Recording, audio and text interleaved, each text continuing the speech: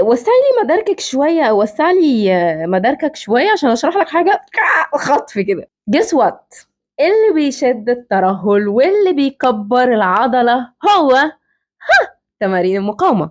عموما عموما مش شرط حديد، مش شرط حديد. ممكن اتمرن مقاومه باساتك مقاومه، ممكن اتمرن بوزن الجسم، ممكن زي الناس يا جماعه بتاعت الكلاسيكس يا جماعه، اجمد فورم وبوزن الجسم، بوزن الجسم. فالموضوع مش بس تمارين حديد، تمارين مقاومه ليها اشكال. تمارين المقاومه تقدري تستخدميها حسب هدفك.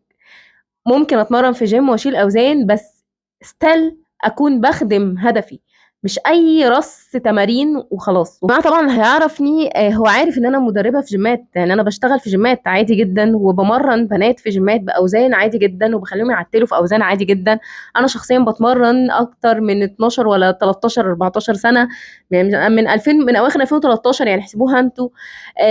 العملاء بتاعي كلهم البلان بتاعتهم فيها حديد لو هم بيتمرنوا في جيمات. فانا ليس ضد الحديد، انا ليس، انا مش ضد الحديد، اتفقنا. فانا بس بتكلم ان كل واحد يختار الحاجه المناسبه لهدفه وامكانياته. شوفي هدفك ايه، اسرع طريق يوصلك لهدفك ايه بس. واخر حاجه، اقسم بالله وربنا اللي بينزل بسرعه جدا حتى لو بيتمرن حديد هيطلع له ترهلات. وخير دليل على كلامي هم الناس بتوع التكميم. هم بيخسوا بسرعه. في ناس بتعمل عمليه واول ما بتبقى تمام والدكتور يسمح لها بتنزل تتمرن في جيم. فما هم بيخسوا بسرعه. طب ما هم بيلعبوا حديد، المفروض ما يطلعش ترهلات، يطلع لهم ترهلات برضو. لو وقفوا على راسهم هيطلع لهم ترهلات، لو راحوا الجيم كل يوم وكل شويه يطلع لهم ترهلات. والسلام عليكم ورحمه الله وبركاته.